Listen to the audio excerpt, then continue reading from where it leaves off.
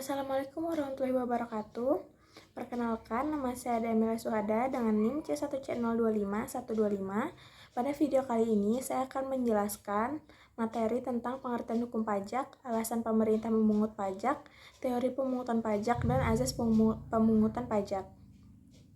Baik, langsung saja ke materi yang pertama, pengertian hukum pajak. Hukum pajak merupakan seperangkat aturan yang mengatur kewenangan negara dalam menarik kontribusi berupa harta atau penghasilan dari masyarakat serta mengelolanya kembali untuk kepentingan umum melalui kas negara. Dengan demikian, hukum pajak termasuk ke dalam ranah hukum publik karena mengatur hubungan antara pemerintah sebagai pemungut pajak dan masyarakat sebagai pihak yang memiliki kewajiban membayar pajak. Rosman Soemitro menyatakan bahwa hukum pajak adalah peraturan yang mengatur hubungan hukum antara pemerintah dengan pemungut pajak antara pemerintah sebagai pemungut pajak dengan rakyat sebagai pembayar pajak. Lanjut, yang kedua, alasan pemerintah memungut pajak. Pemerintah memungut pajak bukan hanya karena memperoleh pendapatan negara, tetapi juga sebagai instrumen yang penting dalam mengatur kehidupan ekonomi dan sosial masyarakat. Salah satu alasan utama pemungutan pajak adalah berfungsi sebagai pengatur atau reguleran, yaitu sebagai alat kebijakan untuk mengarahkan pertumbuhan ekonomi sesuai dengan tujuan nasional. Melalui kebijakan perpajakan, pemerintah dapat mendorong investasi baik dari dalam maupun luar negeri dengan memberikan insentif atau keringanan pajak. Selain itu, untuk melindungi industri dalam negeri, pemerintah dapat menetapkan bea masuk yang lebih tinggi terhadap produk impor sehingga produksi nasional tetap mampu bersaing. Selanjutnya, materi yang ketiga yaitu pemungutan pajak. Terdapat beberapa teori yang menjelaskan atau memberikan justifikasi pemberian hak kepada negara untuk memungut pajak. Teori-teori tersebut antara lain, yang pertama ada teori asuransi. Negara melindungi keselamatan jiwa, harta benda, dan hak-hak rakyatnya. Oleh karena itu, rakyat harus membayar pajak yang diibaratkan sebagai suatu premi asuransi karena memperoleh jaminan perlindungan tersebut. Yang kedua, ada teori kepentingan. Pembagian beban pajak pada rakyat berdasarkan pada kepentingan, misalnya perlindungan masing-masing orang. Semakin besar kepentingan seorang terhadap negara, maka makin tinggi pajak yang harus dibayar. Yang ketiga, ada teori daya pikul. Beban pajak untuk semua orang harus sama beratnya, artinya pajak harus dibayar sesuai dengan daya pikul masing-masing orang. Untuk mengukur daya pikul dapat digunakan dua pendekatan. Yang pertama, ada unsur objektif dengan melihat besarnya penghasilan atau kekayaan yang dimiliki oleh seseorang.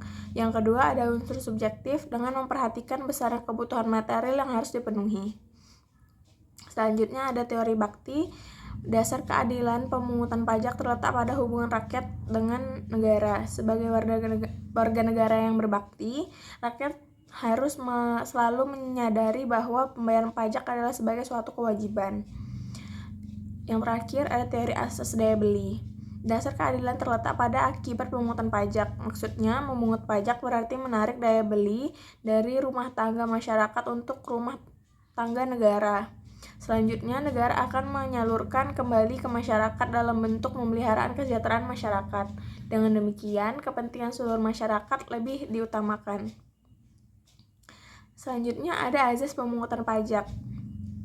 Asas pemungutan pajak merupakan dasar atau prinsip yang digunakan suatu negara dalam menentukan kewenangan untuk mengenakan pajak kepada wajib pajak. Asas ini penting agar pemungutan pajak memiliki landasan hukum yang jelas serta tidak menimbulkan pajak berganda yang merugikan masyarakat. Yang pertama, ada asas domisili atau asas tempat tinggal. Negara berhak mengenakan pajak atas seluruh penghasilan wajib pajak yang bertempat tinggal di wilayahnya, baik penghasilan yang berasal dari dalam negeri maupun luar negeri.